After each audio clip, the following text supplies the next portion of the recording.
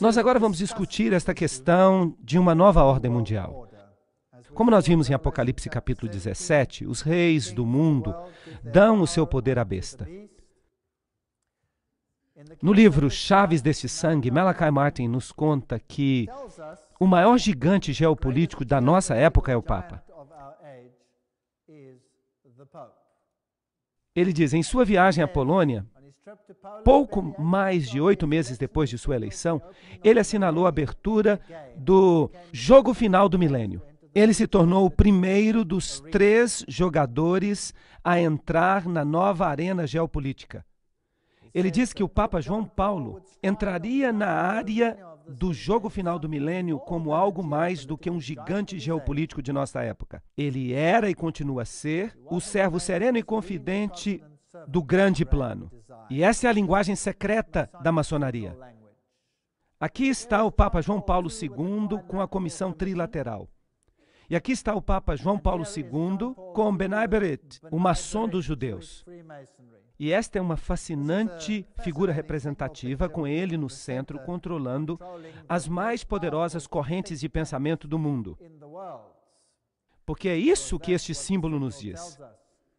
Nós vimos em Apocalipse 17 algumas figuras dos poderes do mundo entregando-se ao papado. Lech Walesa, sendo honrado por seu trabalho como anfitrião do povo. O encontro entre Bush e Gorbachev em Malta, George Bush o chamou assim, um portal para um novo milênio de liberdade. E isso foi saudado como a construção de um novo mundo. É uma grande ideia, uma nova ordem mundial, na qual diferentes nações se aproximarão por uma causa em comum. Somente os Estados Unidos têm o posicionamento moral e os meios financeiros para sustentá-la. Então querem criar esta nova ordem mundial. Apocalipse 13 disse que a besta que sai da terra seria o poder que realizaria isso. Bush confirma isso para nós. Em 1990, o Nobel da Paz foi para Gorbachev porque ele perdeu o seu país. E ele se tornou o homem da década. E os velhos símbolos, que são os símbolos da maçonaria, do Império da Alemanha Oriental, foram removidos. Os emblemas comunistas desapareceram. O Jornal de Pretória, de 20 de agosto de 1999, relata o encontro de 63 países sobre o neoliberalismo. Fidel Castro dá um sinal maçônico. Aqui está ele com o Papa. Todos esses assim chamados países que são contra o estabelecimento são contra apenas no sentido em que eles estão jogando o jogo do hegelianismo. Tese, antítese. Mas por trás dos bastidores, todos pertencem ao mesmo clube. Vamos tentar provar isso. Fidel foi significantemente influenciado pelo jesuíta Armando Lorente e também por Alberto de Castro. De Castro admirava Franco. Fidel foi muito ativo em uma organização jesuíta similar aos escoteiros mirins, chamada Os Exploradores. Onde quer que surja um movimento totalitário, quer seja comunista ou nazista, sempre há um jesuíta no papel de conselheiro ou líder. Em Cuba, era o padre Armando Lorente, amigo de Fidel, de Emmanuel Johnson. Então, esqueçam da ideia de que Cuba era contra o Papa. Um jesuíta estava por trás dos bastidores. Estavam jogando o jogo da tese e antítese. Quando os tiranos caem na Romênia ou no Panamá ou nesses países, esses tiranos eram colocados no lugar para criar um sistema de temor e caos. E então eles são removidos e o povo fica feliz em entregar as suas liberdades civis. Nós já vimos este vídeo aqui, em que o Papa recebe honra de Bill Clinton por seu papel em terminar o Império Comunista. 2.400 fiéis estavam aqui para recepcioná-lo. Ele está acenando à multidão.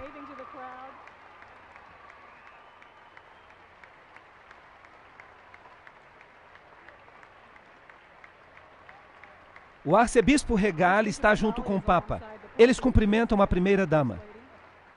Nós honramos vossa santidade por ajudar a criar uma revolução de valores e de espírito na Europa Central e na antiga União Soviética, libertando milhões para que possam viver por sua consciência e não pela coerção, e nos libertando a todos do constante temor da guerra nuclear. Em nome de todos que aqui estão reunidos, de fato, em nome de todo o povo da nossa amada nação, nós o recepcionamos de volta à América.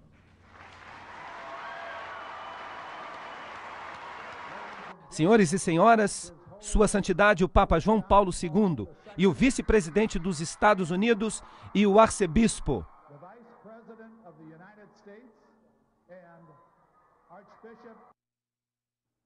O Papa diz que a comunidade europeia foi enviada por Deus. Jornal Daily Telegraph, 3 de dezembro de 1999. Isso é fascinante. Konrad Adenauer, que era o chanceler alemão naquele tempo específico, quando isto foi planejado, bem, ele vai ser canonizado santo. Vocês acreditam nisso? Ele vai ser canonizado como santo por seu trabalho. E o Papa declara que a comunidade europeia foi enviada por Deus, por causa dos princípios católicos romanos. Todos eles serão chamados de santos. Agora, para conseguir realizar a União Europeia, eles usaram Maastricht.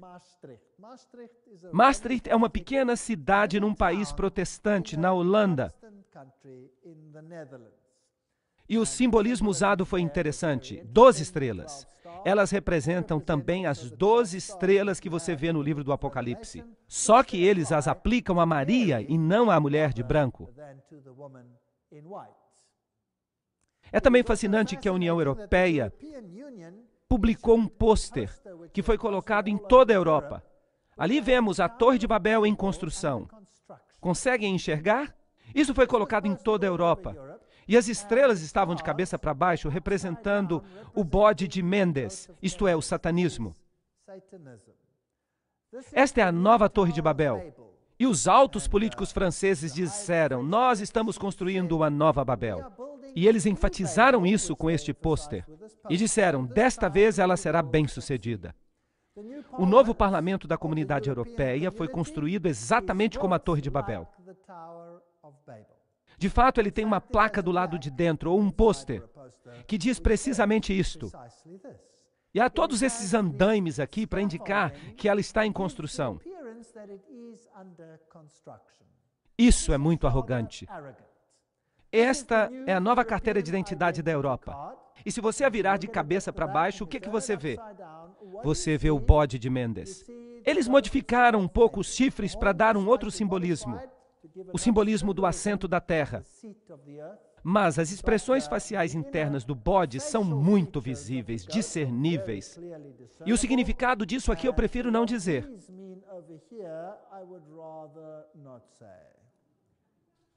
Se nós olhamos os altos políticos da Europa, aqueles que desempenharam um papel em tudo isso, eles são todos maçons.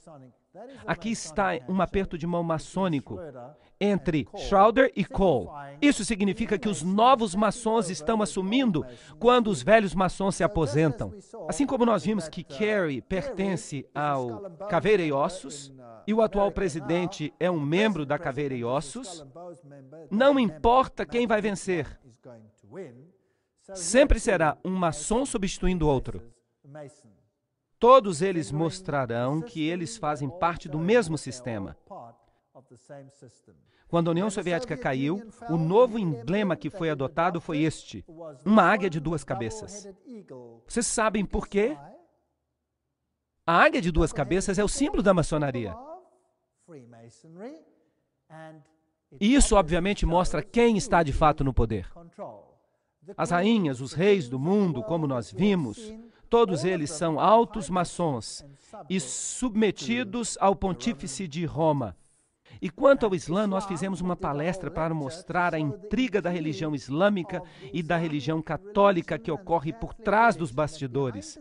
Tudo controlado pelas sociedades secretas. Tudo tem apenas um objetivo e um objetivo apenas: a sujeição a Roma. Então, o que dizer dessa guerra com o Islã?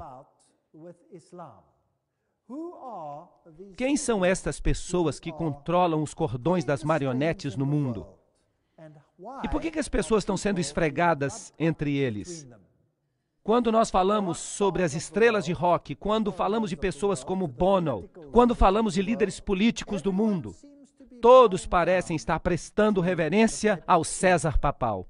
Do Oriente ao Ocidente, o mundo islâmico está sendo atualmente estabelecido como antítese no mundo religioso, colocado contra a cultura judia e cristã. Mas disso sairá uma síntese na qual todos se unirão. Aqui está um website. Bem, de fato o website está aqui embaixo. E esse aqui descreve com precisão quem é quem no zoológico. Adam Weishaupt, John Jacob Astor, Albert Pike, Andrew Carnegie, Irene Dupont, W. Averell Harriman, Bertrand Russell, Ted Kennedy. Esses são os Illuminati de ontem e hoje. George Bush, é claro, membro da Caveira e Ossos. Esta é uma suborganização do capítulo 322 de uma organização alemã, portanto, Illuminati. Mark George Bundy, Otto Habsburg, Walter Freeman, Lee Teng-hui, Hillary Clinton, Alan Greenspan, David Rockefeller, Edmund Rothschild, Peter Wallenberg. Esses são os banqueiros deste sistema. Os negociadores, Lord Peter Carrington, Jimmy Carter, Henry Kissinger, Lord David Owen, Richard Holbrooke. Esses são todos maçons de grau 33.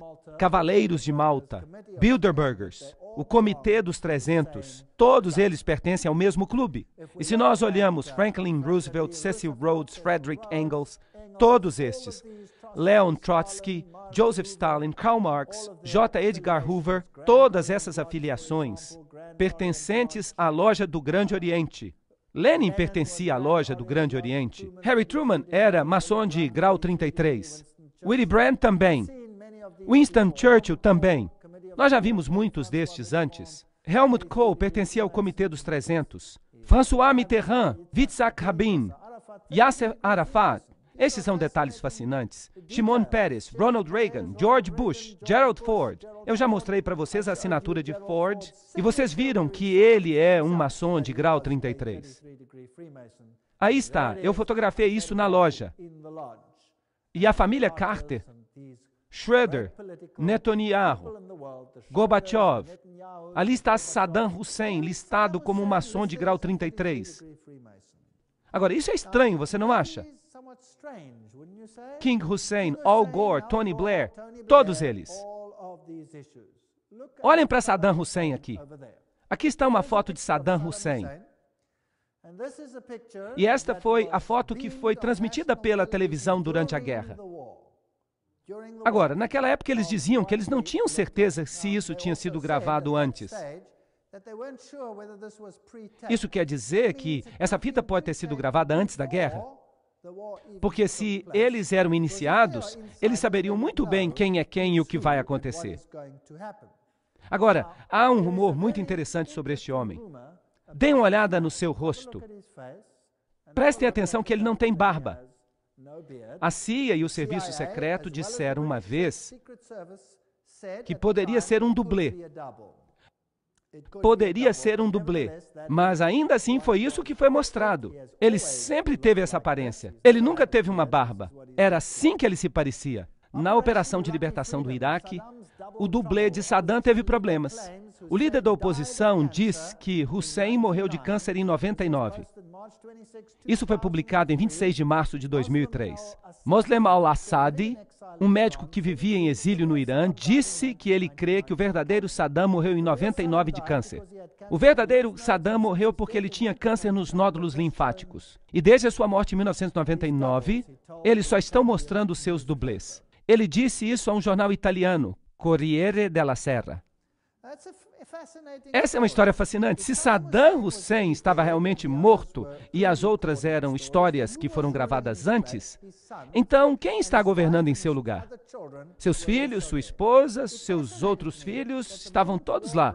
E é fascinante para mim que no momento que a guerra começou, a Inglaterra e os Estados Unidos foram lá, e a esposa e os filhos de Saddam Hussein, exceto os 2 filhos que estavam no governo, foram retirados e levados para o exílio. Onde? Na Grã-Bretanha. Então, o país que está atacando tira a família, toda a família de Saddam, e lhes dá um exílio político na Grã-Bretanha. Isso é muito estranho.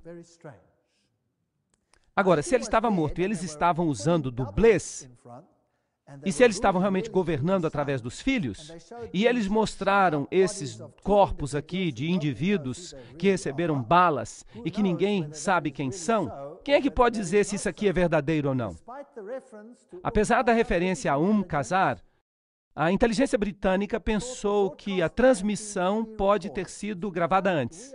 Isto é fato. Nós todos sabemos que ele passou muitas horas recentemente gravando várias mensagens. Nós temos que fazer um pouco mais de análise do que de fato ele estava dizendo para ver se ou não aquele era de fato Saddam Hussein. O ministro da Defesa britânica, Geoff, contou aos repórteres que o porta-voz da Casa Branca, Ari Fleischer, tinha expressado a mesma suspeita. Eu acho que há algumas dúvidas se de fato esta fita é velha ou se ela é nova e baseada em eventos recentes. Publicado em março de 2004. Então, esses dois serviços secretos questionam esses fatos. Eles dizem que finalmente encontraram o esconderijo de Saddam Hussein, um lugar muito desprezível. Então, eles prendem o homem e mostram em cadeia nacional de televisão. Depois disso, ninguém ouve muita coisa. E ele tem essa barba maravilhosa, uma barba magnificente. Agora, se a anterior foi gravada durante a guerra, então eles devem ter o tônico capilar mais eficiente que a humanidade concebeu. Ele poderia se tornar um multizilionário se ele patenteasse esse tônico capilar capaz de fazer uma barba crescer assim. Eles usavam pelo menos 3 dublês. Ninguém sabe quem era esse homem. E dizer que fizeram testes sanguíneos, quem é que pode dizer que confia nos laboratórios que fizeram isso? E ainda assim ele aparece na lista como um maçom de grau 33. Há muitas dúvidas com respeito a este homem e não há evidência, exceto por sua família, de que ele não esteja bem tranquilo em algum exílio. A realeza também é maçom. O príncipe Bernard da Holanda pertence ao Comitê dos 300. E aqui a princesa Beatriz e o príncipe Bertil, a rainha, é claro, o príncipe Philip, todos eles são maçons. Joseph Mengele, Walt Disney, todos esses indivíduos.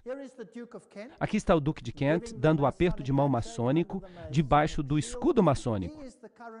Atualmente, ele é um grão-mestre. Então, ele é o maçom mais elevado do momento. Porque o rei não pode ser. Um príncipe tampouco pode ser um grão-mestre. E ele, atualmente, é o grão-mestre.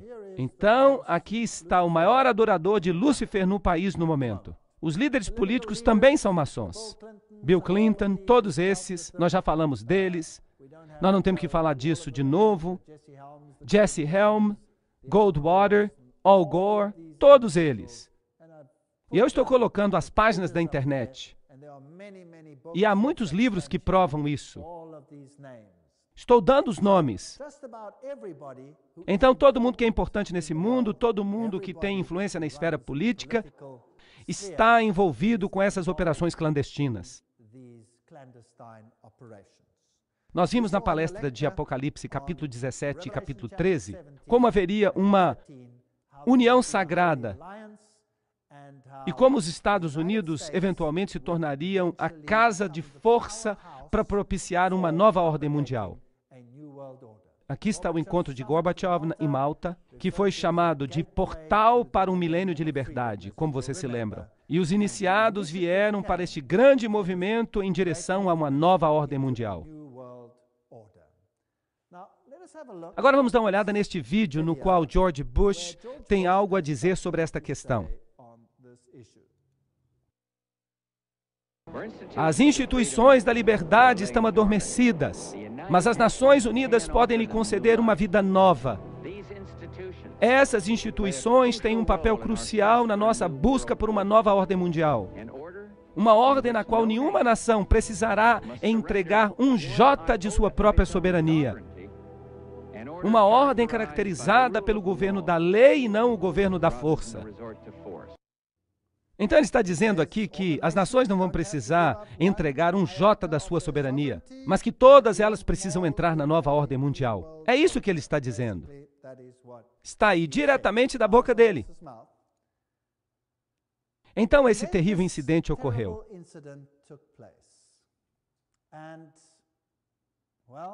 E houve muitas mortes. Um incidente muito estranho. Mas antes de falar sobre isso, vamos historiar um pouco. Os Estados Unidos estavam com um problema, porque eles queriam introduzir leis antiterroristas. Mas não havia nenhum terrorismo de verdade nos Estados Unidos. Então, de repente, um edifício em Oklahoma, em 19 de abril de 1995, foi destruído por explosões. E eles descobriram um homem, Timothy McVeigh, que trabalhava sozinho, dizem eles. Ele derrubou esse edifício ao estacionar uma van cheia de explosivos do lado de fora. E ele destruiu o edifício completamente. Esse é o relatório oficial. Lá dentro havia mulheres e jovens e crianças. Se alguma coisa pode ganhar a simpatia do povo, bem, são estas pessoas. Vamos dar uma olhada no que aconteceu aqui. Embora as autoridades oficiais informem que uma segunda bomba foi encontrada dentro do edifício federal na cidade de Oklahoma, foi uma explosão às 9 horas da manhã que causou este estrago que você está vendo aqui. A primeira bomba que estava no edifício federal explodiu, e vocês veem o dano que ela causou aqui. A segunda bomba foi encontrada e desarmada. E a terceira bomba foi encontrada e eles estão desarmando a bomba neste exato momento enquanto nós falamos. E eu entendo que tanto a segunda quanto a terceira bombas, se vocês conseguem imaginar isso, era maior do que a primeira bomba. Então vocês ouviram em cadeia nacional que havia uma segunda bomba. E a primeira bomba causou o dano que vocês veem aqui. Eles encontraram um terceiro dispositivo explosivo dentro do edifício. Mas o que diz o relatório oficial? Que havia uma van do lado de fora com explosivos. Bem, eu não estava lá. Então eu não vou me colocar como juiz do que de fato aconteceu. Não, eu estou meramente dizendo o que o repórter disse, o que o noticiário disse. E por isso nós fazemos perguntas, mas cabe a vocês a decisão.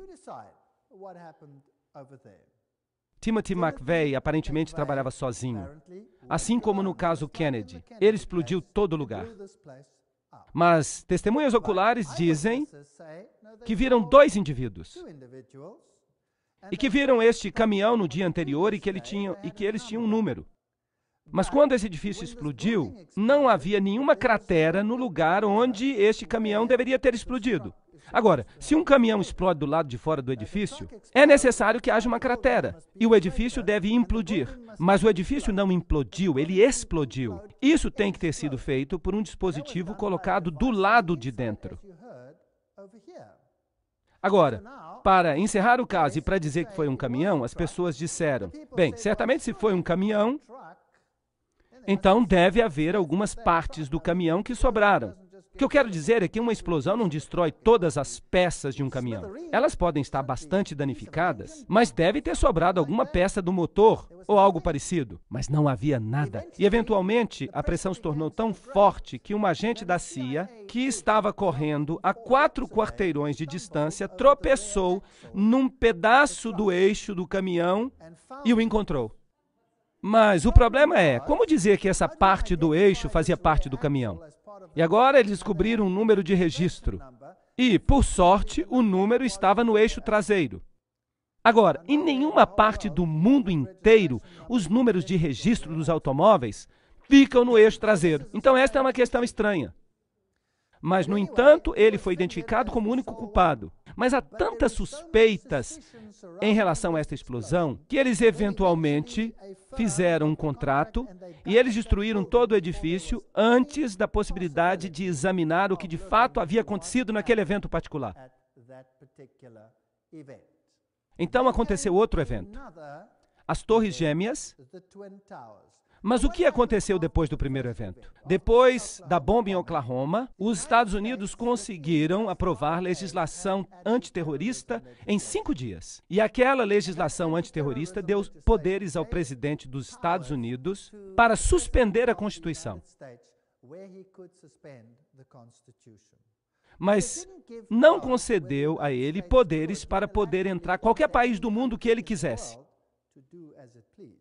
Para isso, ele precisava de uma legislação sobre guerra. Alguma coisa parecida com Pearl Harbor. Era necessário um incidente. Bem, esse incidente ocorreu quando as Torres Gêmeas foram destruídas. E o presidente Bush falou às Nações Unidas em novembro de 2001. Nós precisamos falar a verdade sobre o terrorismo. Nós não vamos tolerar histórias fantásticas de conspiração com respeito aos ataques de 11 de setembro. Mentiras maliciosas que tentam tirar a culpa dos terroristas, tirar a culpa dos culpados. Não é interessante que George Bush está dizendo aqui, nós não vamos tolerar fantásticas teorias de conspiração que tiram a culpa dos terroristas? Por quê? Porque muitas pessoas já não estavam acreditando que o relato daqueles incidentes era preciso. Vamos examinar a primeira colisão. Foi aqui que o primeiro avião se chocou. Tim, sua vida vai mudar, mas mais importante, a vida do seu filho vai mudar. Para sempre. A América nunca mais será a mesma depois de 11 de setembro. Nós estávamos nos preparando para esse tipo de evento já fazia uma década. Nós temos orientações presidenciais de um projeto chamado Defesa da Pátria.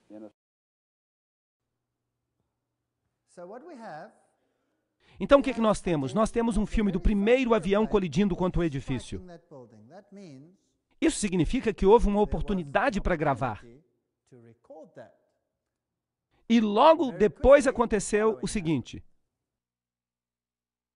Mesmo que os líderes do Talibã neguem qualquer participação nisto, um jornalista árabe que mora em Londres disse hoje à Associated Press que os seguidores de Osama Bin Laden advertiram faz 3 semanas que eles iam realizar algum tipo de ataque. O chefe de segurança do Departamento de Bombeiros da cidade de Nova York me disse que ele recebeu a palavra que havia a possibilidade de um outro dispositivo. Escutem isso, um dispositivo secundário. Há a possibilidade de outra bomba. Ele tentou tirar esses homens rapidamente, mas ele disse que houve outra explosão. Havia dispositivos que foram instalados no edifício. Depois de 45 minutos de gravação, houve uma explosão. Foi lá em cima onde havia fogo. E naquele momento todo o edifício ficou em chamas e todos correram. Eu estava a 5 quarteirões de distância quando eu ouvi as explosões. 3 barulhos. E eu me voltei para ver o edifício do qual acabávamos de sair. E ele se inclinou para o lado e caiu. Tudo começou de repente, como se fossem tiros. Bang, bang, bang, bang. E de repente, 3 grandes explosões. As testemunhas disseram que ouviram dispositivos secundários. Bang, bang, bang, bang. Uma série de explosões, então esses edifícios caíram. Os peritos em demolição dizem que é exatamente isso que acontece numa demolição planejada. Vejam que quando o avião se choca, há uma grande bola de fogo. Essa bola de fogo é causada por todo o combustível que é queimado do avião. Então não sobra mais nada para explodir? Sendo assim, o que foi responsável pelas explosões secundárias? Se nós observarmos o cenário, você observará ali as Torres Gêmeas e há edifícios ao redor. E esses edifícios foram muito pouco danificados. Eles não foram danificados seriamente. E há uma rua e um outro edifício ali chamado edifício número 7. E aquele edifício caiu algum tempo depois, embora nada o tivesse acertado. Mas ninguém nunca disse nada sobre isso. O que será que fez com que o edifício número 7 implodisse? Vamos assistir.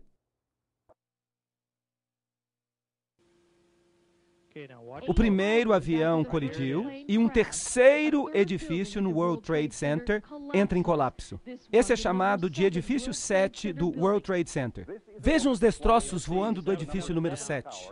Aí está o número 7 caindo. Você vai ver que a explosão está vindo em direção à câmera. Essa é a torre número 7 do World Trade Center. Normalmente a CIA estaria ali.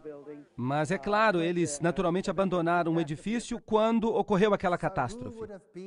Então, quem é que deveria estar ali no edifício? A CIA deveria estar naquele edifício. Mas eles tinham evacuado o edifício. E 8 horas depois, o edifício cai numa implosão que parece planejada. Agora, nada atingiu aquele edifício. E há algumas questões muito estranhas que nós precisamos considerar. Depois disso, até os canadenses se pronunciaram.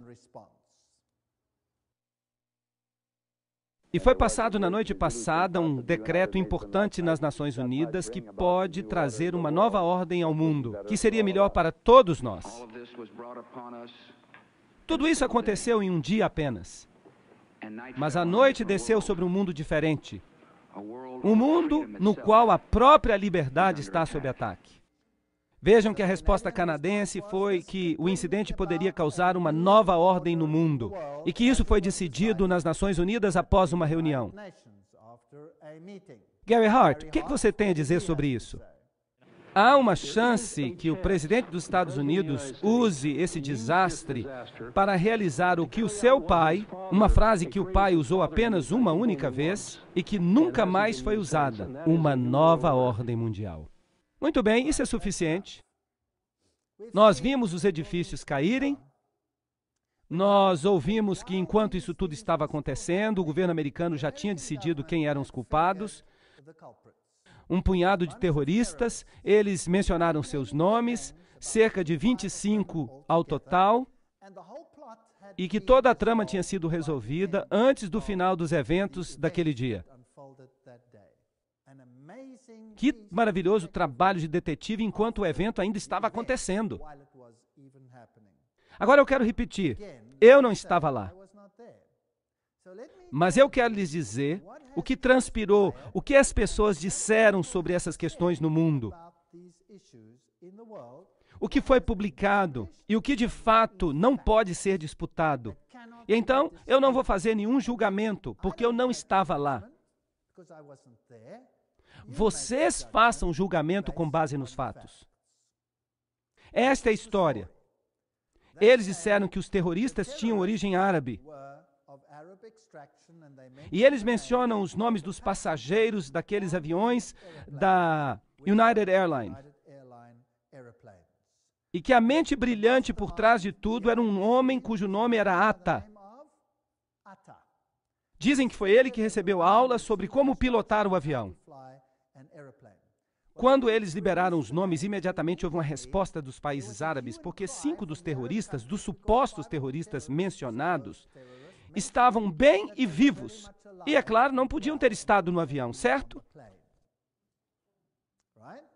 É muito importante, eles estavam bem e vivos e não podiam estar no avião. E como é que então eles sabiam que Atta era a mente brilhante? Bem, aconteceu de ele esquecer os seus documentos no táxi que o levou para o aeroporto. Foi por isso que eles conseguiram seus documentos. Agora, que terrorista deixaria os documentos para trás? Esta é uma questão. O próximo ponto, que é muito interessante, é que eles dizem que tem evidência de que ele era um homem porque ele escreveu um bilhete suicida. Isso é fato. Isso é o fato publicado. O que eu estou dizendo agora, e eu não estou inventando isso, há provas dessas coisas. Tudo isso é fato. Você decide o resto por si mesmo. Agora, ele escreveu um bilhete suicida. E esse bilhete suicida foi encontrado dentro de sua valise. E ele entregou a sua valise, como normalmente nós fazemos quando vamos para um avião. Agora, que pessoa escreveria um bilhete suicida que vai ser destruído num acidente de avião? Será que isso faz algum sentido? Então, o fato é que eles têm um bilhete suicida. Mas a pergunta é, se ele entregou a valise quando ele entrou no avião, como é que eles têm esse bilhete suicida? Por acaso, esta foi uma das valizes que eles esqueceram de colocar no avião. E foi assim que eles conseguiram o bilhete. Como é que eles poderiam saber que havia terroristas árabes lá? Porque havia um passaporte. Nada mais sobreviveu ao acidente do avião. Mas um passaporte caiu e ficou um pouco queimado, mas dando ainda a possibilidade de identificar um dos terroristas. Agora, estes aviões, eles atingiram as Torres Gêmeas com absoluta precisão. As suas caixas pretas foram totalmente destruídas. Elas são feitas de titânio e elas são planejadas para sobreviver a qualquer acidente. Nenhuma caixa preta foi encontrada. Elas foram totalmente destruídas. Então nós temos uma situação muito estranha. O que atingiu o edifício número 7? Nada o atingiu. Mas ele caiu do mesmo jeito que os outros. E há evidência de que havia dispositivos secundários nos edifícios, como vocês mesmos ouviram os comentaristas dizerem. E a infraestrutura dos aviões? Bem, havia algumas peças que foram encontradas.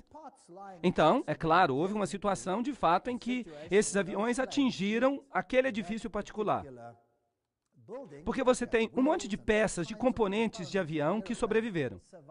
Com aquelas explosões tremendas, havia peças de avião por toda parte. Toda vez que um avião tem um acidente, há enormes peças de fuselagem que restam.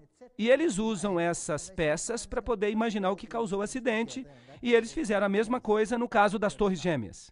3 dias antes que esses edifícios caíssem, 3 dias antes, as ações das companhias aéreas tinham sido vendidas numa negociação como nunca tinha existido antes. E alguns bancos compraram essas ações. Isso poderia ser um indício de que alguma coisa estava prestes a acontecer. Então houve um caso muito interessante. Havia um homem num país, no Canadá, que estava na prisão. Eles o prenderam por causa de uma situação de jogo ilícito. E eles o prenderam e ele disse: "Me deixem sair. Eu estou clandestinamente trabalhando para a CIA. Eu sou um agente. Eu estava investigando lavagem de dinheiro. Mas eles não deixaram sair." Então ele deu os nomes dos seus contatos da CIA. Mas a CIA provavelmente ficou embaraçada pela situação e negou que ele trabalhasse para ela.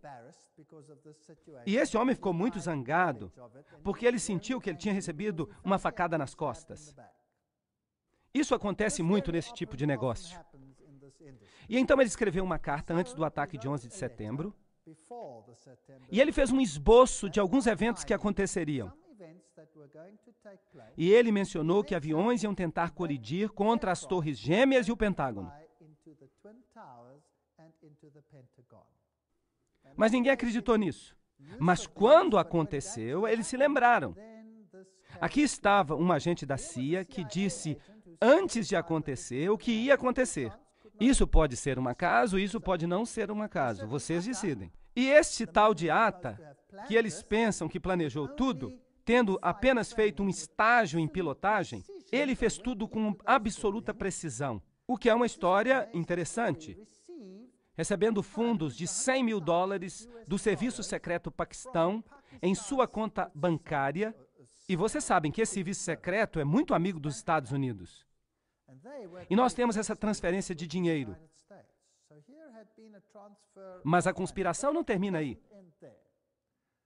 No artigo Das Bositz im Pentagon, Os Males que se Sentam no Pentágono, foi escrito por um homem, pelo cientista político Thierry Meyssan, da França.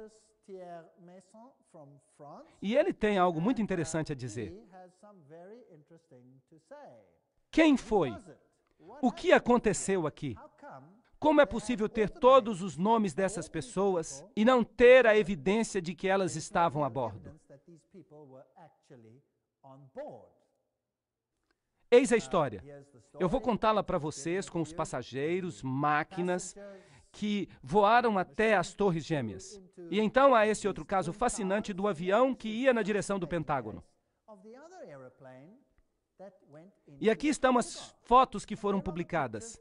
As datas estavam estranhamente erradas. Elas dizem 12 de setembro. Mas aparentemente elas dizem isso porque elas foram liberadas no dia seguinte. Aqui você vê fumaça, não há detritos, nada. Aqui tem um pedaço faltando, não tem foto. Ali você tem o impacto de uma chama. Você tem uma bola de fogo ali. É isso. Se você olha então para a grama, isso foi tudo que foi achado. Não se achou nenhum pedaço do avião da United Airlines. Nenhuma peça. Nada. Nada. Aqui está o buraco que foi visto depois do evento. Mas a maior parte desse buraco foi feita depois do evento. Então a pergunta é, por que não há peças de avião? E de novo, todas as caixas pretas desapareceram. Nenhuma caixa preta sobreviveu. E esse buraco é pequeno demais para um acidente do tamanho que eles dizem. Porque em nenhuma parte do mundo, nos acidentes de avião mais conhecidos, em nenhum caso houve um acidente em que nem um pedaço do avião tenha restado. E o que é mais interessante nesta situação? Uma declaração do arcebispo Quigley, de 1903, na Tribuna de Chicago. Olhem para isso. Quando os Estados Unidos governarem o mundo, a Igreja Católica governará o mundo. Mas voltemos a 11 de setembro. Para você governar o mundo, você precisa ter acesso ao mundo inteiro, quando quer que você queira e como quer que você queira. Agora, este avião que atingiu o Pentágono e aquele outro que caiu por acaso, vocês sabiam disso? O outro caiu e aparentemente havia terroristas a bordo que foram vencidos por leais cidadãos.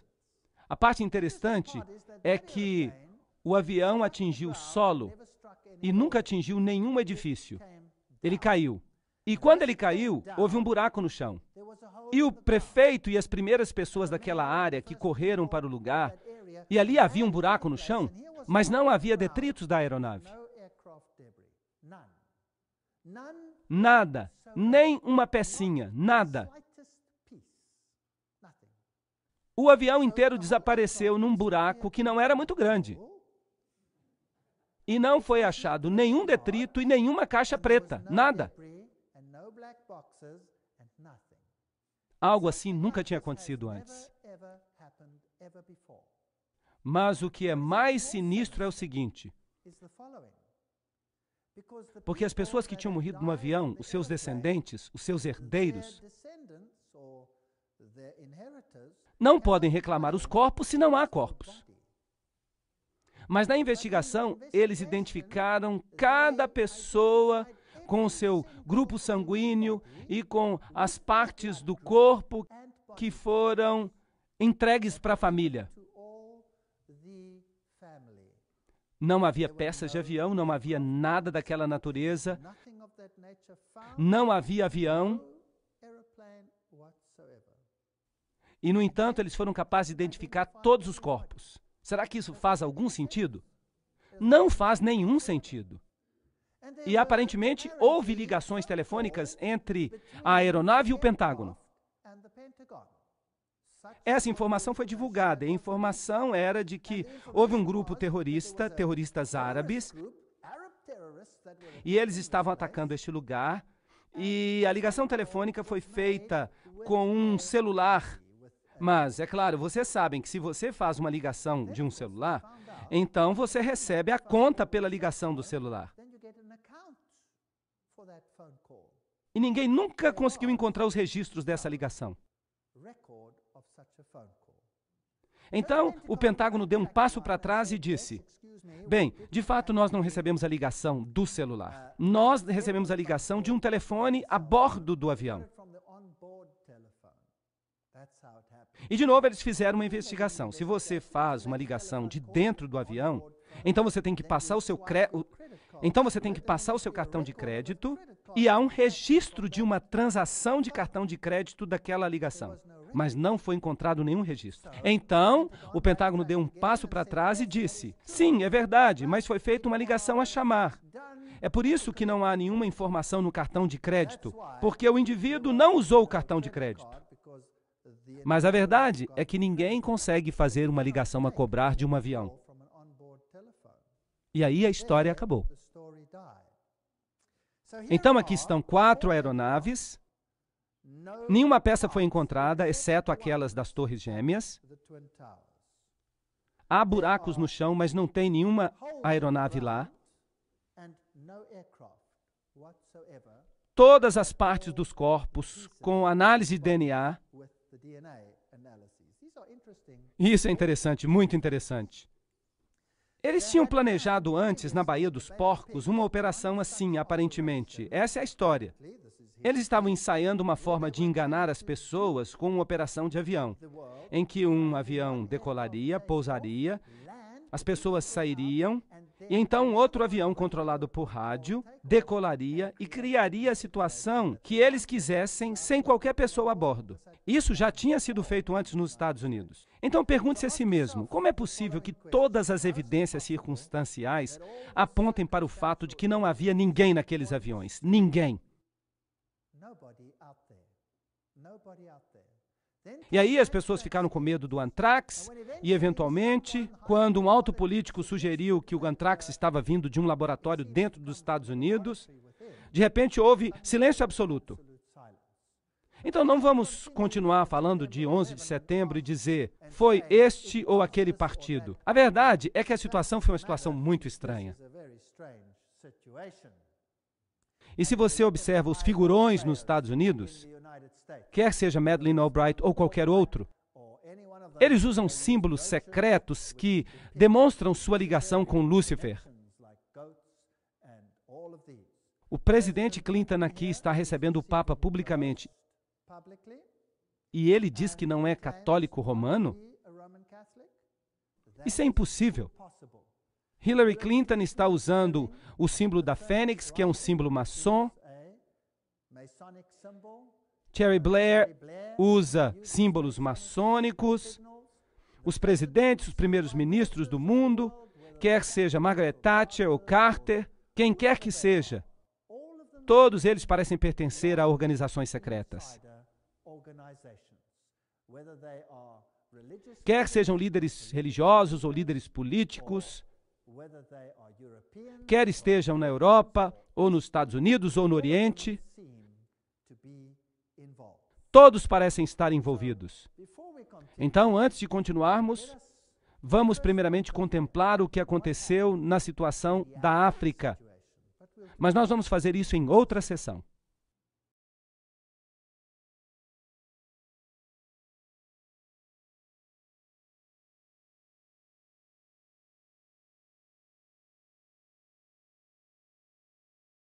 Se nós olharmos para a África e para Roma, isso vai nos dar uma ideia do que a nova ordem mundial é. A África e o que eles fizeram à África serve como modelo para o que acontecerá com o resto do mundo. Os grandes líderes africanos e os tiranos do passado, como Idi Amin, todas essas pessoas receberam asilo e eram provavelmente maçons importantes.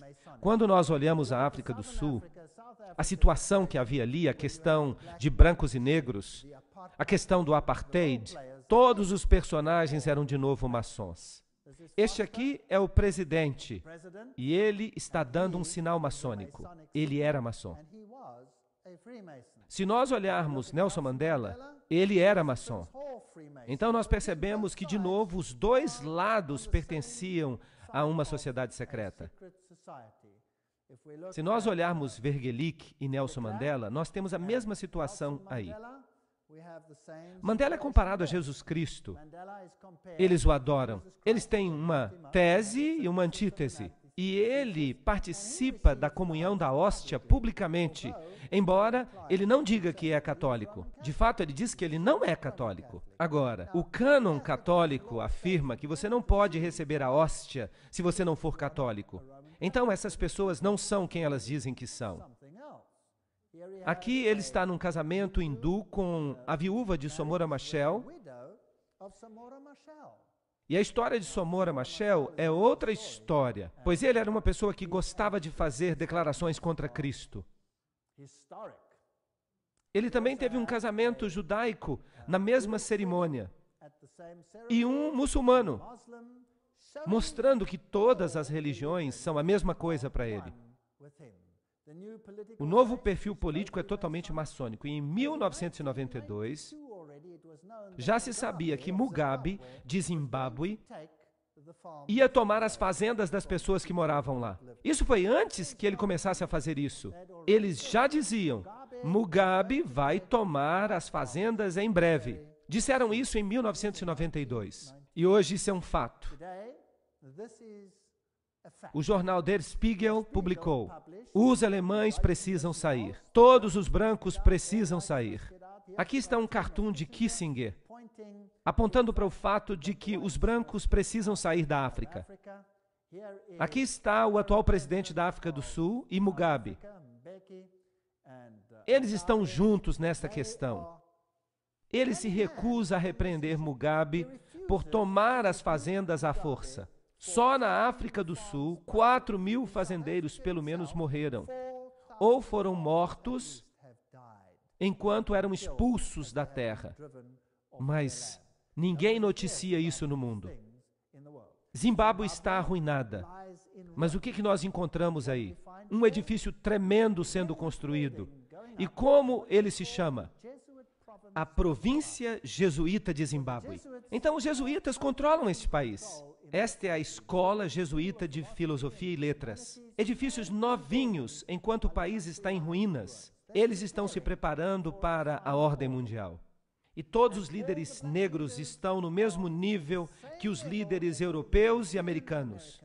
Eles todos pertencem ao mesmo clube. Mas o que é esta nova ordem mundial? Aqui está o novo emblema da África do Sul. E você pode ver nele a fênix se levantando das cinzas, a coroa de Mitra com os 7 raios. Todo este simbolismo aponta para a mesma coisa. Eu vou explicar para vocês essa nova ordem econômica. Eu vou apresentar para vocês citações dos próprios católicos. E eu quero dizer para vocês que o que nós estamos experimentando ainda não é nada comparado com o que vai vir.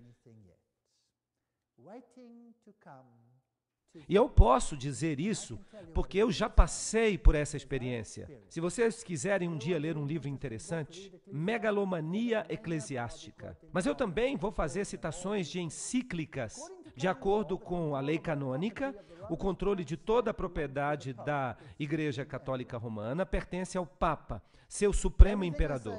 Tudo que eu vou dizer agora vai ser confirmado por uma citação. Tudo vai ser substanciado por uma encíclica papal ou por uma citação. O comunismo tornou toda a propriedade particular uma propriedade do Estado. O capitalismo diz: a propriedade pertence ao indivíduo e ninguém tem o direito de tirá-la. Agora, se isso é tese e antítese, então deve também existir um intermediário. E é por isso que o Papa condenou o comunismo, mas ele também condena o capitalismo. A nova ordem mundial será um intermediário em nome da igualdade. Então vamos dar uma olhada nessa questão do pensamento econômico da Igreja Católica Romana, a propriedade privada. Tomás de Aquino não escreveu nenhum tratado sobre economia, mas seu pensamento, baseado no de Aristóteles, é a base para a compreensão do pensamento econômico da Igreja Católica Romana. Toda vez eu vou fazer uma citação. Agora, nesta citação, o que Tomás de Aquino está dizendo? O pensamento econômico da Igreja Católica, como desenvolvido pelos papas em suas encíclicas e pelos concílios da Igreja Católica, contribuiu para as seguintes coisas. Número 1, para o feudalismo e para o socialismo das guildas na Europa durante a Idade Média. Número 2, para o fascismo na Itália, Espanha e Portugal. Para o nazismo na Alemanha no século XX, para o intervencionismo e o Estado redistributivo do Ocidente, incluindo os Estados Unidos no século XX. E número 5, a teologia da libertação na América Latina e na África no século XX. Tomás de Aquino disse: a posse comum de todos os bens é uma lei natural. Ele escreveu: disse que a posse de todos os bens em comum e da liberdade universal são uma lei natural, porque a distinção entre bens e a escravidão não são coisas da natureza, mas invenções da razão humana para o benefício da vida humana. Agora, o que isso tudo significa? Simplesmente quer dizer que a propriedade é para o uso comum.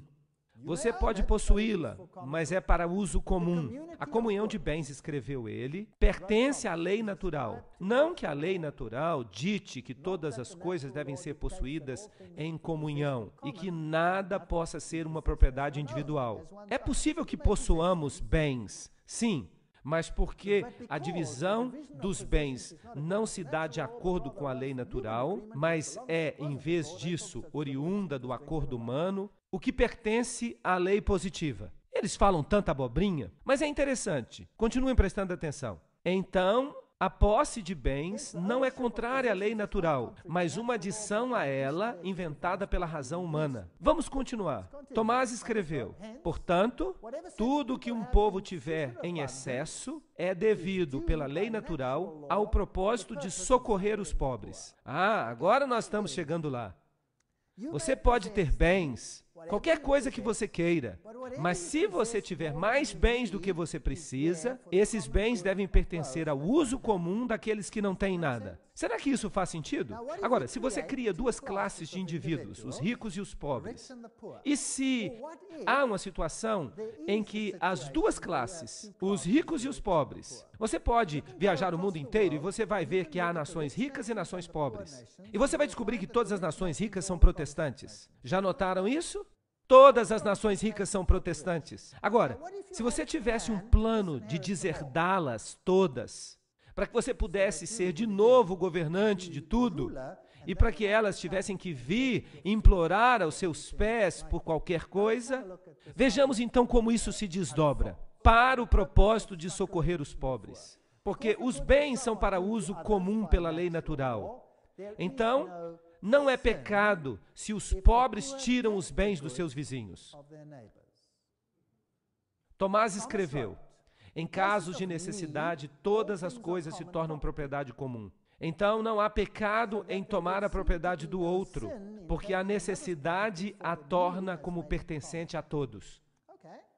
Claro que há um aspecto da partilha. Se eu vejo que o meu próximo está em dificuldade, como bom cristão, eu devo ajudá-lo, certo? Sim, mas agora nós estamos falando de uma lei. Então, se o meu vizinho tem uma necessidade, e quem determina a necessidade? Ele mesmo determina a necessidade. Eu tenho necessidade, eu tenho necessidade. Eu tenho necessidade de uma televisão, e eu não tenho televisão. E você tem dinheiro, e você pode comprar outra televisão se você quiser. Ele pode roubar a televisão sem ser um pecador, certo?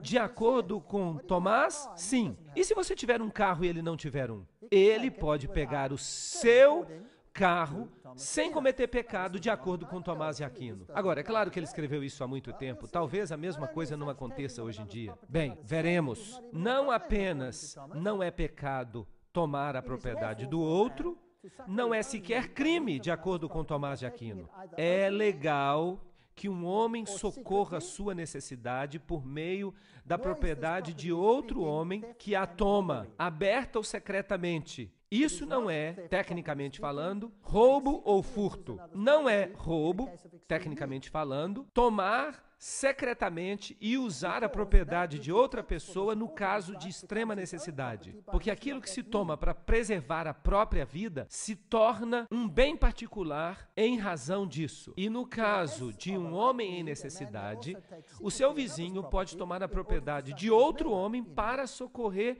a quem está em necessidade. Artigo 7º. Isso está ficando interessante? Agora, vocês sabiam que se eu deixar a minha propriedade desocupada na África do Sul e alguém se mudar, eu não posso expulsá-lo? Ele entrou porque tinha necessidade. Essa é a lei. E vocês acham que isto é apenas uma lei da África do Sul? Não, esta é uma lei britânica também.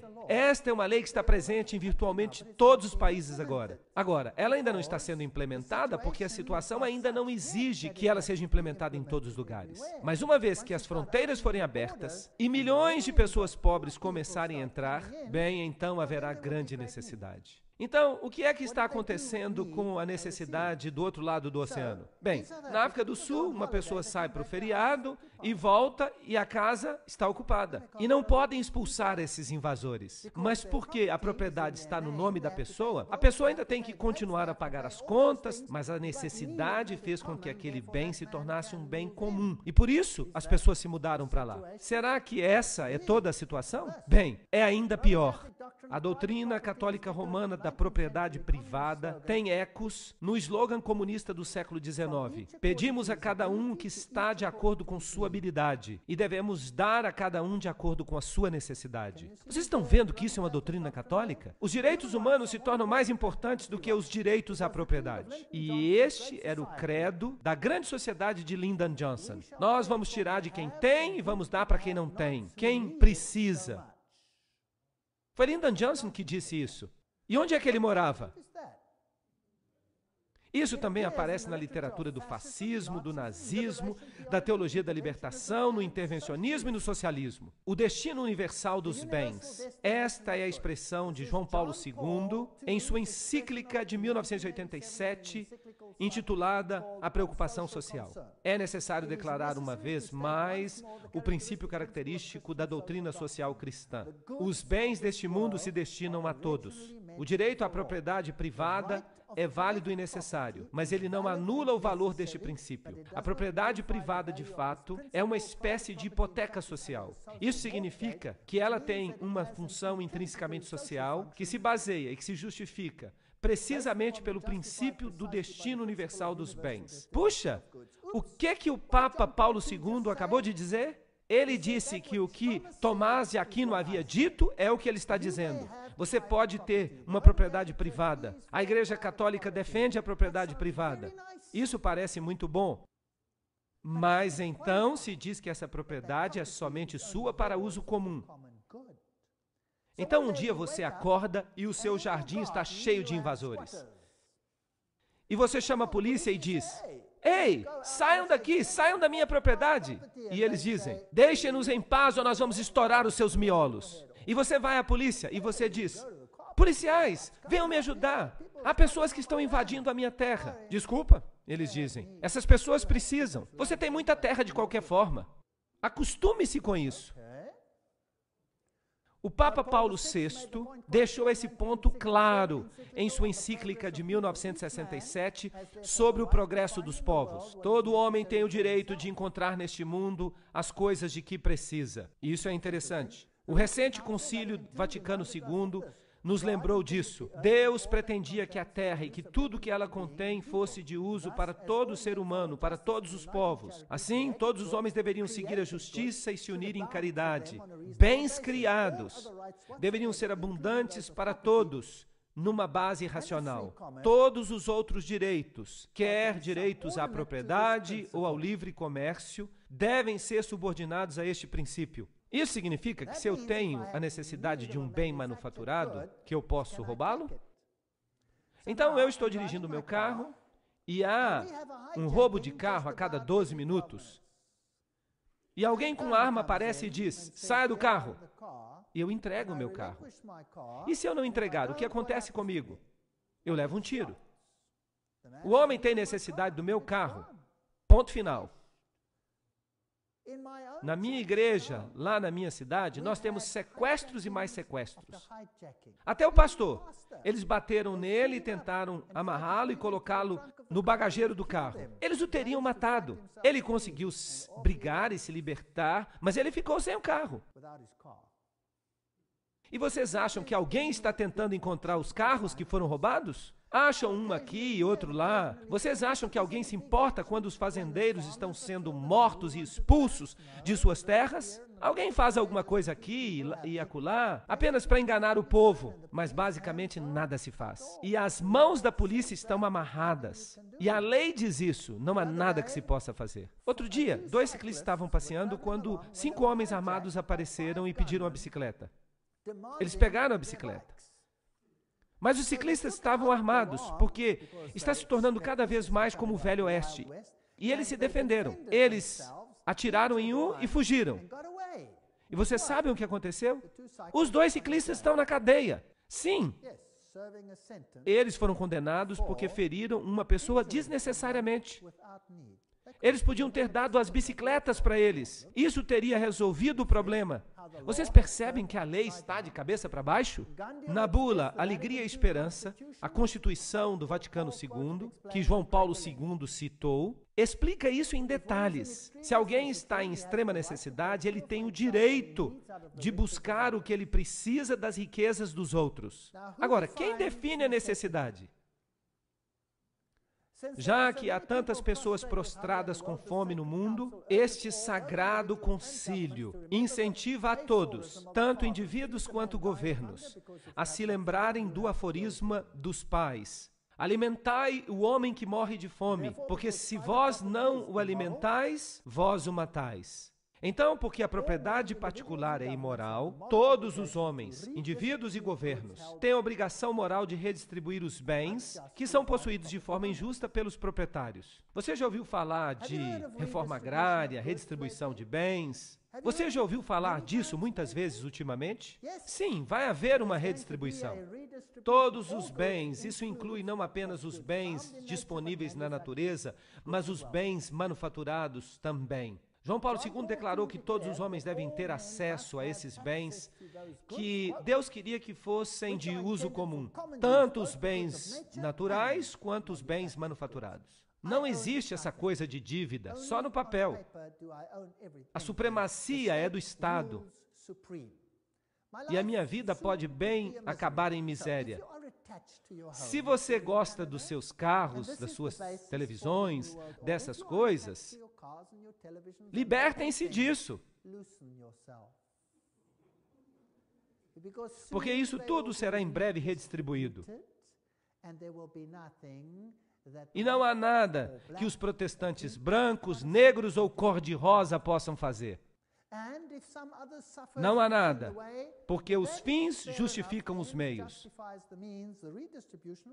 A redistribuição vai acontecer conforme tem sido planejada. Rerum Novarum. Quem já ouviu falar de Rerum Novarum? Esta encíclica papal, que foi proclamada e que está sendo muito citada hoje em dia, e o Papa diz que ela vai ser a base para a nova ordem mundial. Então, eu achei que era importante estudá-la. E o livro sobre a condição da classe trabalhadora diz o seguinte: uma das declarações mais influentes da Igreja Católica sobre questões econômicas é a encíclica Rerum Novarum de 1891. Nesta encíclica, a Igreja Católica se alia com o proletariado, que no marxismo é o grande e final inimigo da ordem capitalista. E Pio XI, na revista 40º ano de 1931, página 4, diz: a Rerum Novarum foi estabelecida como regras inerrantes para toda a humanidade para a solução adequada do problema difícil que é a solidariedade humana, o problema chamado questão social. Agora vejamos. A mais notável evidência deste ensinamento e ação social que a Igreja estabeleceu através dos séculos é, muito distintamente, a encíclica Rerum Novarum, que foi promulgada há 70 anos. As normas e recomendações contidas nela eram tão importantes que sua memória nunca mais cairá em esquecimento. João 23, no livro Mãe e Mestra, de 1961, página 78. Aqui é o Papa que está falando. O Papa Pio nos disse que a encíclica Rerum Novarum foi importante para acabar com o capitalismo laissez-faire do século XX, ao iniciar a era da interferência eficaz do governo. Vocês ouviram isso? Vejamos como termina. A Rerum Novarum era a voz da autoridade moral necessária para garantir o desenvolvimento da interferência eficaz de todos os governos no século XX. De quantos governos? De todos. Pio XI escreveu: não é surpreendente, portanto, que sob o ensinamento e a orientação da Igreja, muitos sacerdotes cultos e muitos leigos devotos possam se dedicar ao problema de elaborar a ciência social e econômica de acordo com as condições de nossa época. Sob a orientação e iluminação da encíclica de Leão, Rerum Novarum, de 1891, a ciência social cristã evoluiu. E ela continua a ser desenvolvida e enriquecida diariamente por trabalhadores incansáveis. Esses trabalhadores são homens escolhidos e que podem ser chamados de auxiliares da igreja. Então, todos aqueles que trabalham em sociedades secretas, a Opus Dei, os Cavaleiros de Malta, os Cavaleiros de Colombo, todas essas pessoas trabalhando foram homens escolhidos para realizar isso. E essas não foram as únicas bênçãos que vieram da encíclica. A doutrina da Rerum Novarum começou pouco a pouco a penetrar, mesmo entre aqueles fora da unidade católica. Aqueles que não reconheciam a autoridade da igreja. E esses princípios católicos da sociologia gradualmente se tornaram parte da herança intelectual de toda a raça humana. Para onde nós estamos indo? Eu gostaria de saber. E assim, nós nos alegramos que as verdades católicas proclamadas tão vigorosamente pelo nosso ilustre predecessor, Leão XIII, são proclamadas e defendidas não meramente nos livros católicos e em suas revistas, mas também nas assembleias legislativas e nos tribunais de justiça. Esses homens escolhidos, chamados de auxiliares da igreja, que têm sido importantes. E aqui está John Robbins escrevendo. Quem são eles que vão acabar com o sistema da empresa livre do século XIX e substituí-lo por um sistema de interferência eficaz do governo no século XX? Quem são esses homens escolhidos? Eu não sei. Sob o fascismo, os proprietários de terras vão conservar os títulos às suas propriedades, mas o uso de sua propriedade é, como Leão XIII escreveu, comum. O fascismo é uma forma de socialismo que retém as formas e os instrumentos do capitalismo, mas não a sua substância. Isso é um resumo do que é o fascismo. Quando nós falamos da reforma das instituições, o Estado vem logo à mente. Não como se o bem universal fosse esperado dessa atividade. Então, o que é que o Estado vai fazer com tudo isso? A experiência com a liberdade econômica, escreveu Pio XI, deve terminar. E a vida econômica deve, de novo, ser sujeita ao planejamento e ao governo. Quem quer controlar a sua vida econômica? O governo. João Paulo II escreveu em sua Preocupação pela Condição Social, em 1987. É necessário declarar uma vez mais que o princípio característico da doutrina social cristã, os bens deste mundo pertencem a todos. A propriedade privada é apenas uma hipoteca social. E essas coisas serão controladas. Ele escreveu um eco fiel de tradições que têm séculos de idade na igreja, com respeito ao propósito universal dos bens. No mundo de hoje, escreveu o Papa, nós nos deparamos com um sério problema de distribuição desigual dos meios de subsistência que originalmente pertenciam a todos. Então veio a teologia da libertação. E Pio escreveu uma encíclica sobre o comunismo ateu e sobre a nossa época, quando uma miséria incomum acontecia. Quem criou a miséria? Eles criaram a miséria para que eles pudessem oferecer uma solução para ela. Assim, na África, eles priorizaram alguns e massacraram as massas. Então, eles se viram e eles criam a situação que eles querem. Eles criam o comunismo. Então, eles criam o caos. E do caos, eles criam uma ordem social que eles querem. Assim, o segundo reinado do terror recebeu o apoio do Papa. O padre Camilo Torres, que levou um tiro em 1966, declarou: o católico que não é revolucionário vive em pecado mortal. O Papa João Paulo II escreveu em 1968: a igreja não hesitará em se defender sem temor. A igreja não hesitará em defender destemidamente a causa justa e nobre dos direitos humanos. Ela apoiará as reformas corajosas que levam a uma melhor distribuição dos bens, incluindo os bens terrenos como educação, saúde, moradia e assim por diante. E agora nós chegamos aos direitos humanos. O que nós lemos a respeito da Revolução Francesa? Qual será o padrão do mundo? Os direitos humanos. Você tem um direito à propriedade. Você tem o direito a qualquer coisa da qual você precise. Nós nos convencemos de que a teologia da libertação não é apenas oportuna, mas útil e necessária. É isso que o Papa diz. Não sou eu. Estas são as suas palavras. João Paulo II escreveu isso numa carta aos bispos brasileiros. Ela deveria constituir um novo estágio da reflexão teológica iniciada com a tradição apostólica. E então ele volta a falar da Rerum Novarum. Franklin Roosevelt, quando foi eleito, convidou o professor O'Brien para fazer parte da sua administração. Quem era O'Brien? O'Brien escreveu em 1931: os trabalhadores têm o direito que a indústria lhes ofereça os seus meios de sobrevivência, porque de tempos em tempos eles trabalham até a exaustão da morte. E quando a indústria se recusa a fazer isso diretamente, então é a obrigação do governo exigir que ela o faça. Viram como a declaração começa? Então vamos falar desses direitos humanos. Primeiro, você tem direito a fundar sindicatos para as classes operárias. Você tem o direito à cultura. Número 3, você tem o direito a emigrar. Você tem o direito a imigrar. Você tem o direito à alimentação, vestimenta, a cuidados médicos, a um salário justo, à vida, a um ambiente seguro, à segurança pessoal dos trabalhadores, à vida familiar, à propriedade privada, do jeito que eles entendem, é claro, ao uso comum de todos os bens, ao trabalho, a uma pensão, seguro, a uma aposentadoria na velhice, o direito à associação, número 19, o direito à segurança, número 20, o direito à integridade física, aos serviços sociais necessários, o direito à greve, número 23, o direito a escolher a sua filosofia de vida, o direito de constituir família, o direito à educação, 26 ao emprego, 27 à boa reputação, número 28 ao respeito, número 29 à informação apropriada, número... Puxa, isso dá trabalho, como é que se controla isso tudo?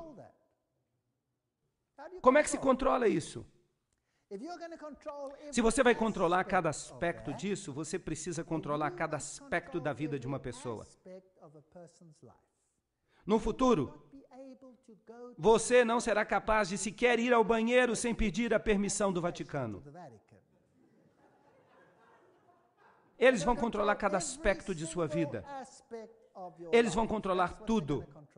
E o governo vai se tornar ultra forte. E onde é que o dinheiro para fazer tudo isso vai vir? Vai vir de você. Agora, quando o dinheiro sai de você, o que acontece com a sua riqueza? Ela diminui e diminui e diminui.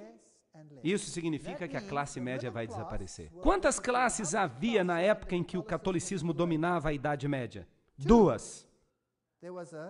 A classe feudal, os goim, e a classe alta, que controlava tudo. Agora, se nós tirarmos os empregos, e no meu país o desemprego está em cerca de 50%, na Alemanha é cerca de 1,5%, e depois começou a subir para 2, 3, 5, 10, 20%. Agora, o desemprego está por toda parte na Europa. Por quê? Porque todos os países do bloco oriental foram incorporados à Europa e deve haver uma redistribuição de riqueza. E a riqueza está diminuindo cada vez mais.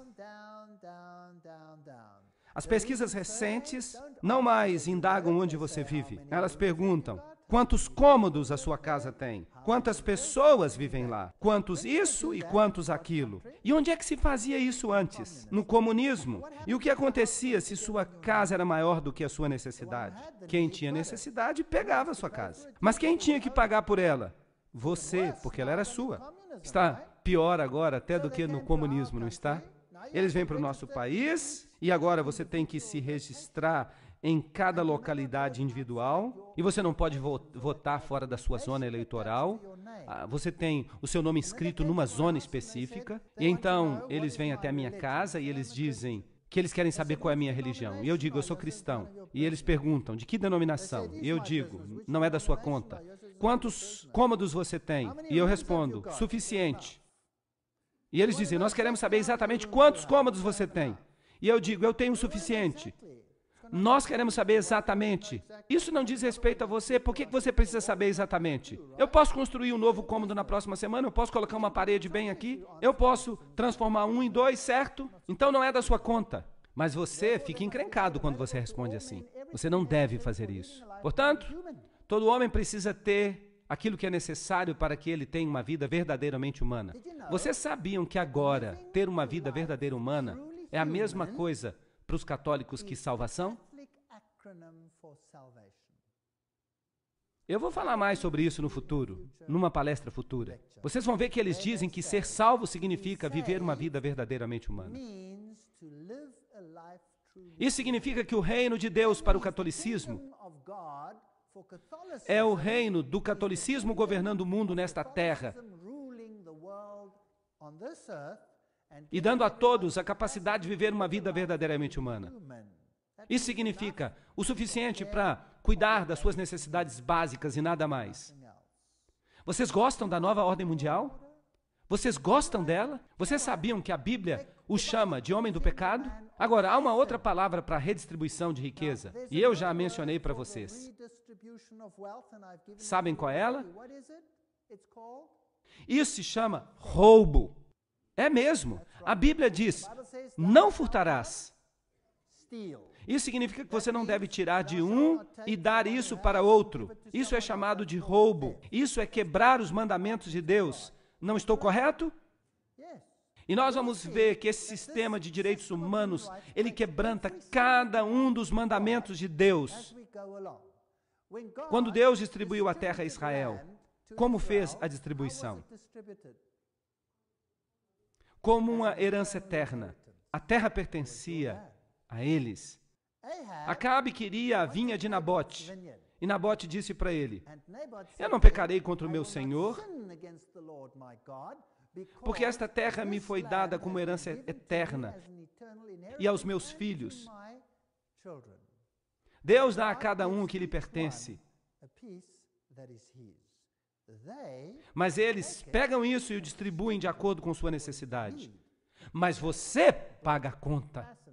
As circunstâncias complexas do nosso dia tornam necessário para que a autoridade pública intervenha com mais frequência nas questões sociais, econômicas e culturais. Concílio Vaticano II, é isso que ele diz. Então eles vão interferir em cada aspecto da sua vida. Aqui está uma manchete. Gorbachev elogia o Papa e diz, o Papa está certo em exigir uma nova ordem mundial. Em 1991, o jornal Crônica de São Francisco disse, o Papa pede uma nova ordem mundial. Albert Einstein disse, o desejo que a humanidade tem pela paz pode ser realizado somente com a criação de um governo mundial. De todo o coração, eu creio que o presente sistema do mundo, de nações soberanas, somente pode levar ao barbarismo, à guerra e à desumanidade. E somente a lei pode garantir o progresso para uma humanidade civilizada e pacífica. É interessante o que Albert Einstein diz. O que ele está dizendo? Não há salvação para a civilização ou para a raça humana, a não ser na criação de um governo mundial. Foi Albert Einstein que disse isso. E vejam o que um antigo secretário-geral das Nações Unidas disse. Ele disse, aqueles que defendem uma federação mundial exibem diante de nós a visão de uma humanidade unificada, que vive em paz, sob uma ordem mundial justa. E o coração de seu programa, uma lei mundial, é realista e passível de ser alcançada. O que Mortimer Adler diz? A paz mundial é impossível sem um governo mundial. Winston Churchill também é um grande nome. Vejam que eu não estou pegando citações de autores desconhecidos. A criação de uma ordem mundial autoritativa é o objetivo máximo que nós devemos alcançar. Charles de Gaulle diz, ou as nações se unem em um governo mundial, ou elas vão perecer. Como é que se faz isso? E que tal criar tanto conflito que todos concordem em entregar a sua soberania? Sabiam disso? Na África do Sul, eu dou essas palestras para o público. As pessoas ficam desesperadas. Elas estão sendo roubadas, expulsas de suas terras. Elas estão sendo assassinadas. As nossas casas parecem prisões. Nós não podemos dormir sem trancar tudo. No meu próprio quarteirão, temos assassinato após assassinato. E assaltos, latrocínios, e nada parece acontecer. A polícia não se importa. Eles nem vão lá. Porque há tanta bagunça por toda parte que eles não conseguem lidar com ela. Então, quem se importa com seus probleminhas? que você acabou de perder alguma coisa. Peça à companhia de seguro. Eles não se importam com a nossa dor. Eles entram, pegam os documentos na casa, queimam tudo, você não tem mais registro da sua vida, tudo fica perdido. Eles vendem os móveis que eles não querem, ficam com os outros para si mesmos e dizem: vai embora, estamos na época da redistribuição. Você podia ter terra antes, agora é minha terra. E é assim que vai ser. Esta é a nova ordem mundial. Bem-vindos à nova ordem mundial. Bertrand Russell afirma: a única possibilidade agora é de um governo mundial, ou então a morte. O Manifesto Humanista 2 apela a que nós construamos uma comunidade mundial. Robert Miller, antigo assistente do secretário-geral das Nações Unidas, disse: devemos agir tão rapidamente quanto possível em direção a um governo mundial, uma religião mundial e um líder mundial. E eu fico imaginando quem vai ser esse líder. Eu estou citando gente importante que eu estou colocando na tela. Não se trata de especuladores. Às vezes me chamam de especulador, mas vejam que os verdadeiros especuladores são essa gente. E este homem aqui? Nós vimos como paz e unidade foram alcançadas. Foi uma grande sensação. Foi uma sensação de ânimo, de paz, de unidade, de amor, de paz e amor e unidade. Unidade, unidade, sim. Líder do coro. Todas as nações virão e adorarão diante de ti, Senhor, e adorarão a ti, Senhor.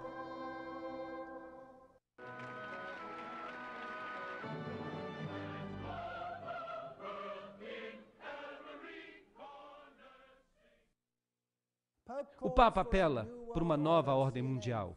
A CNN, no dia 1º de janeiro de 2004, apresentou todo o seu discurso do Ano Novo.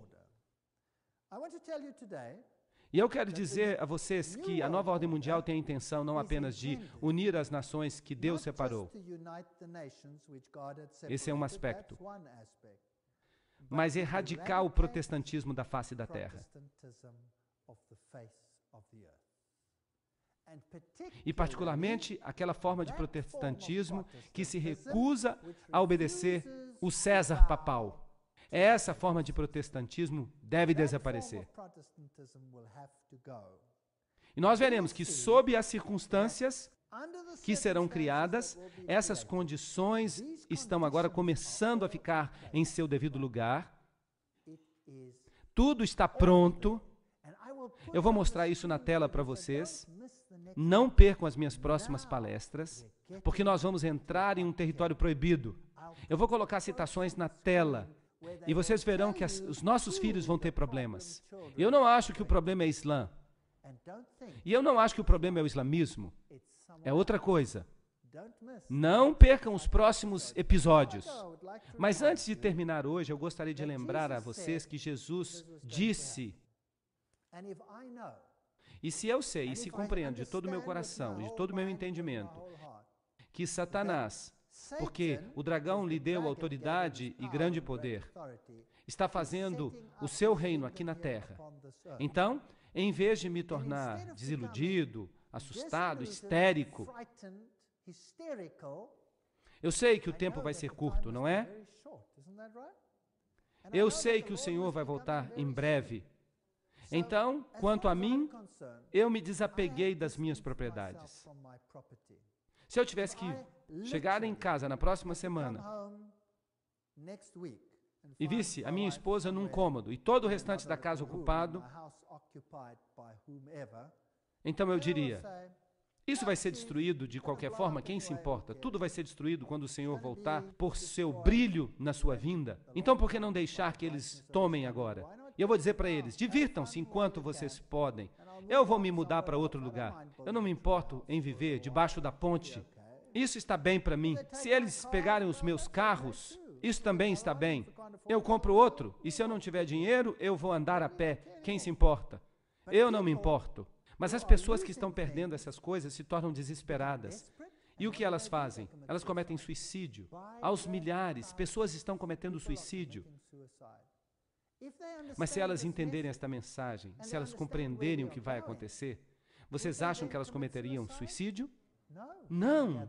Elas teriam esperança, elas diriam, uau, então nós estamos fazendo parte dessa luta que está sendo travada. As pessoas estão tendo esperança e elas estão entregando a sua vida a Jesus Cristo e elas estão dizendo, Senhor, salva-me, não apenas dos meus pecados, mas salva-me deste mundo. Eu anseio pelo teu reino. Vocês sabem qual é a política de governo no reino de Deus? Eu já lhes contei. Todos no reino de Deus terão uma moradia. Na cidade construída por quem? Por Deus mesmo. E ela tem o seu nome. Vocês sabiam disso? Você tem uma moradia na cidade. Mas na nova ordem mundial, o que acontece? Deus diz, eles não mais construirão casas para que outros habitem nelas. Então, o que você vai fazer? Eles construirão casas, diz a Bíblia, e eles plantarão vinhas. Mas eles não plantarão vinhas para que outros comam delas. O que isso significa? Significa que você vai ter uma moradia nesse país, você terá uma fazenda, e Deus vai abençoá-lo. E a quem tudo isso vai pertencer? A você. E por quanto tempo? Para sempre. Para todo sempre. Essa é a política de Deus. Então, quem se importa com o que acontece aqui? Quem se importa? Olho não viu, nem ouvido ouviu as maravilhas que Deus preparou para aqueles que o amam. Isso não inclui apenas a glória de ver o nosso rei no céu. Isso inclui tudo que vai tornar a nossa vida agradável. Vale a pena esperar por esse novo reino. E eu aguardo ansiosamente pelo novo reino de Deus. Será um ótimo lugar. Mas este mundo, infelizmente, vai de mal a pior. Eu não quero mentir para vocês, dizendo que ele vai melhorar. O que eu vou dizer para vocês é que ele vai piorar. Ele vai piorar muito. O que aconteceu na Revolução Francesa é apenas um prenúncio do que vai acontecer no mundo inteiro. Haverá uma anarquia tão grande que você não pode crer. Mas se você estiver sob a proteção do Altíssimo, nada vai acontecer com você. Então, por que não aceitá-lo? Por que não dizer, Senhor Jesus, eu quero que tu sejas o meu Salvador pessoal? Por que não dizer, Senhor, purifica a minha vida, vamos andar juntos, porque o teu governo é o único que vale a pena. Imagine olhar o rosto de Deus e dizer, este é o meu Deus a quem eu aguardava.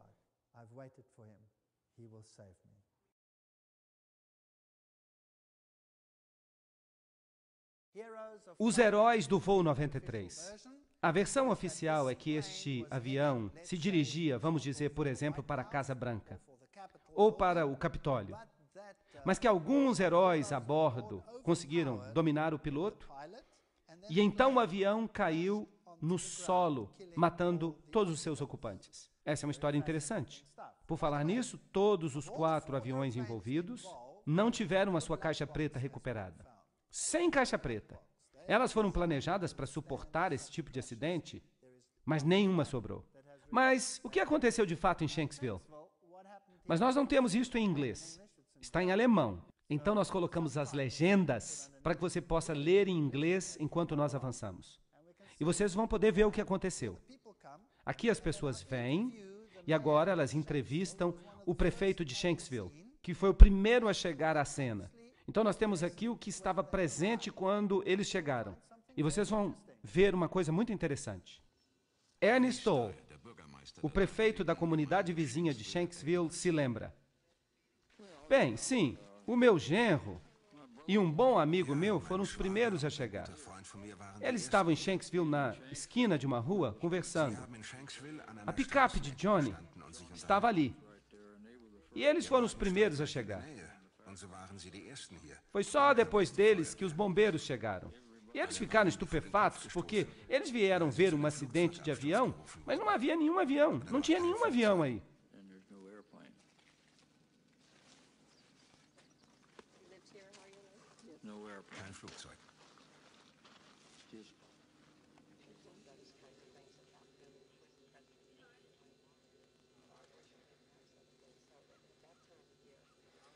Vocês foram enviados ao lugar do acidente e não havia nenhum avião? Não, nada. Apenas um buraco. É isso aí. Foi isso que eles viram. Mas eu sempre pensei que este fosse o local do acidente. É, mas não há nada para ver aí. O avião se desintegrou completamente. Puf! No minuto que ele atingiu o solo, ele desintegrou completamente. Detritos do avião? Nada. Eu não identifiquei nada. Esta fotógrafa orgulhosamente apresenta o seu trabalho no mesmo local onde ela estava. Uma nuvem em forma de cogumelo, que também foi vista por outras testemunhas oculares. Foi isso que nós vimos. Parecia uma nuvem de cogumelo. Afeganistão. Depois de um impacto da bomba, o mesmo tipo de nuvem em forma de cogumelo e fumaça é formado que nós vimos em Shanksville.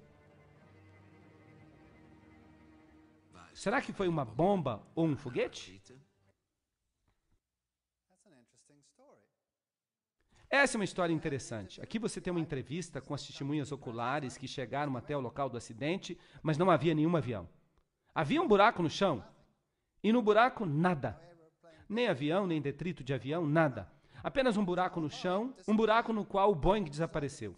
Totalmente se dissolvendo, sem nada para mostrar. É interessante. Mas eles recuperaram todos os corpos que estavam a bordo. Mas não havia nenhum avião. Agora, isso é esquisito. Você tem que admitir que isso é esquisito. E aqui está a foto da nuvem que se formou. Esta é a foto que foi tirada quando a explosão de fato aconteceu. Esta foi a nuvem que se formou. E ela se parece com a nuvem que se formou após uma bomba no Afeganistão. Então perguntamos, será que pode ter sido uma bomba e não um avião? Onde está o avião? Nós não sabemos, ele sumiu. Nunca na história do mundo um avião desapareceu dessa forma. Vocês se lembram quando o ônibus espacial explodiu? Foi um desastre terrível, foi quase como uma explosão nuclear. No entanto, eles reconstruíram praticamente todo o ônibus espacial a partir dos detritos que eles recuperaram. Não é verdade? E aqui nada, nada. Não há avião. Desapareceu. Nada. Isso é muito estranho. Agora vamos dar uma olhada no que aconteceu no Pentágono. Entre as notícias que circulam está a notícia de que houve uma explosão no Pentágono. De acordo com isso, um avião voava em direção ao Pentágono. Vamos dar uma olhada no que foi mostrado na televisão em todo o país. Sem o impacto do avião, a façada entrou em colapso depois. Foi uma consequência imediata do impacto.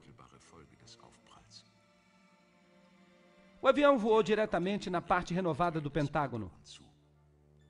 Ele caiu nos 2 anéis um pouco mais à frente, deixando este buraco de 1,8 metros.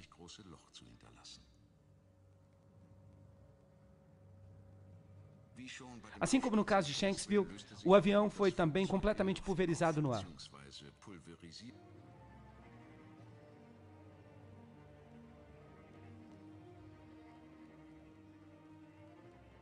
Não há nenhuma evidência do avião do lado de dentro do edifício, tampouco. Somente detalhes inconsequentes, um relógio, um telefone queimado,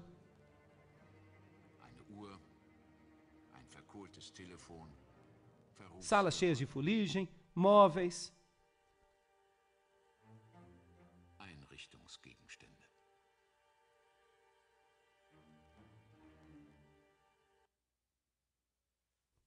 Bem, aí está.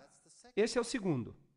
Aqui vem um avião, cai no Pentágono, atravessa um buraco, deixa um buraco de 1,8 metros de largura, um avião inteiro que deixa um buraco de 1,8 metros de largura, e o resto só entra em colapso mais tarde. Dentro do edifício não há detritos do avião, ele se dissolve completamente, desaparece, mas aqui estão relógios, telefones, móveis, que parecem ter sobrevivido.